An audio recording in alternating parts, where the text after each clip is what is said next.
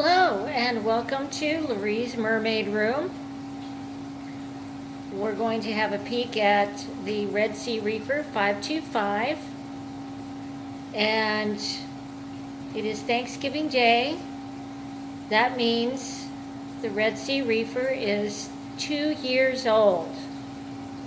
Happy Thanksgiving.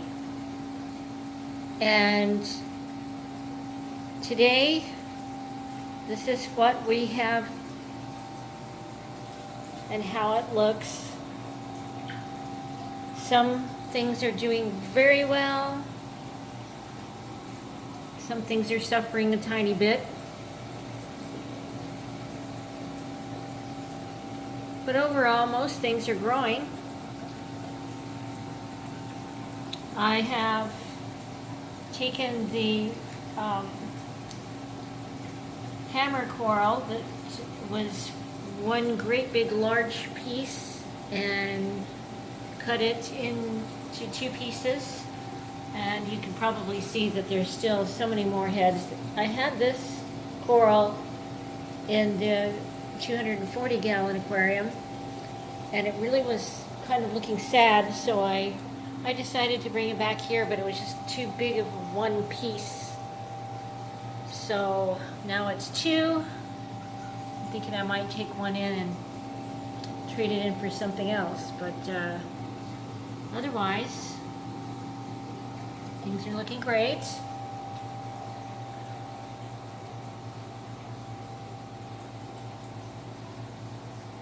Still have the hang on the back refugium hanging on the back. And of course that produces some great live food for this aquarium. And I think everything really enjoys having that. So we have several things that are doing very well and some very slow growers up here on top. Some things, they just seem to grow so slowly. Possibly I have them too high. I'm afraid to turn up my lights anymore. I just don't want to do that. So we'll just keep them here and possibly move things around if we have to. And for some reason my aquarium just does not seem to produce very healthy Montipora. This is about as, there's pieces growing back, so I think that, well, I honestly don't know what to think. It just doesn't seem to produce much growth here. Other things do super well, like this one here. And then we have some that just don't. So probably my water chemistry is not exactly a Montipora haven. My diamond goby to clean the sand is his job, but he has also made a mound covering up some green zoanthids in the process to make his home here. It's another of the red goniopora I have. It's never really done a whole lot, so it just stays kind of short. Maybe I'm not sure. I did glue some things to the back of the tank. Oops, a little too close. Let's see, where should we start?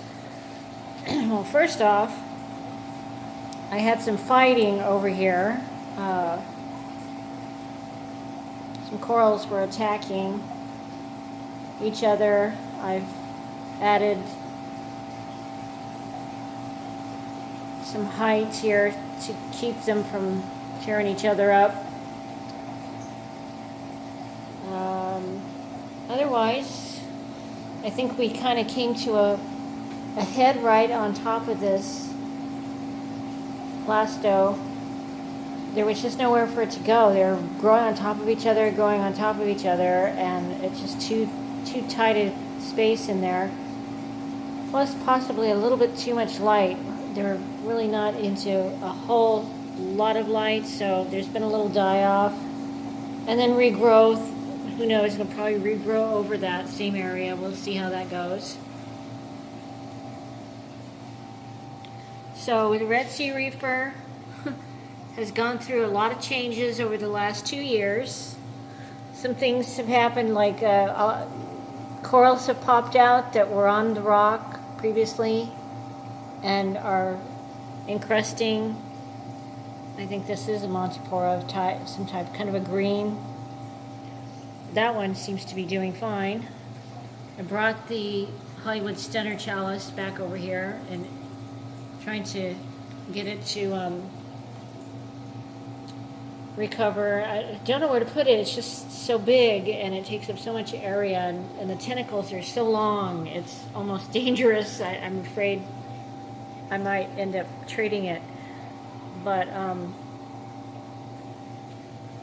so this is the way everything's looking today, and it's doing great. So 2 years, a lot of things have taken place, and there's been quite a bit of growth, and it's looking the way I was hoping it would,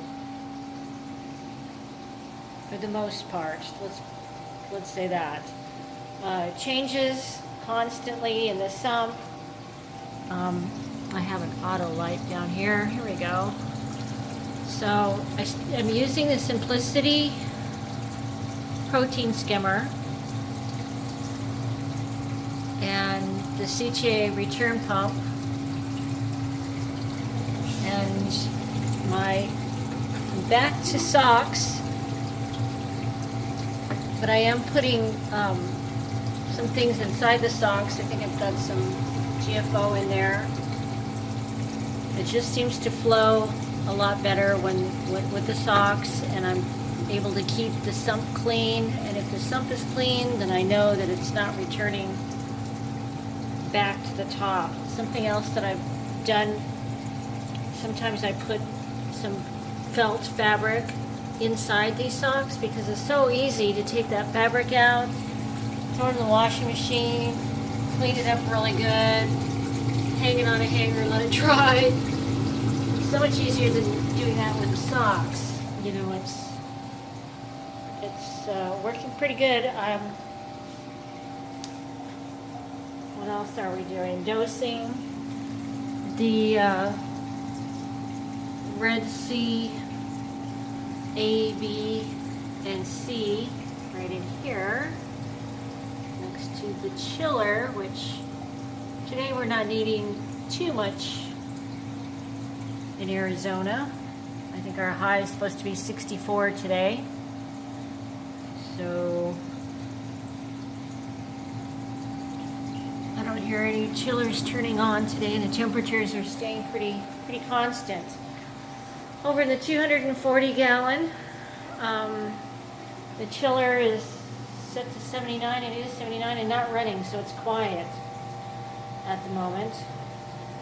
In the meantime, all of the pumps here generate quite a bit of noise. I've had a lot of algae issues in here, and I've turned the lights down. These are the max spec razors. I've got 3 here. Lowered the lights considerably. These guys have crawled up to the top, the bubble anemones, and they're getting their light, but I had a couple of days of absolutely no light in this aquarium just to see if I could kill off some of the green algae. It does look, tons better. Cleaned the ice cap gyre on here. Just put that back in a few minutes ago. So celebrating 2 years with the Redsea Reefer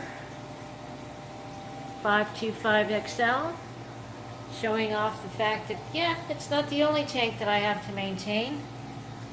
The 20-gallon Innovative Marine has also gone through a bunch of changes, and some of the coral that I had in the big 240 were looking sorry, absolutely horrible. I'm going to see what they're going to do over here.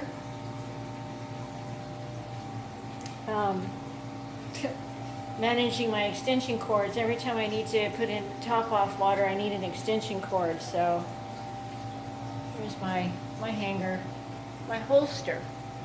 Some cute little fishies over here. And let's see.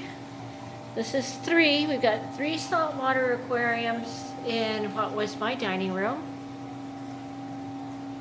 And also we have the about 43 gallons total in here, this freshwater ADA aquarium, and also had major algae issues in here, green cyano, which I treated with the regular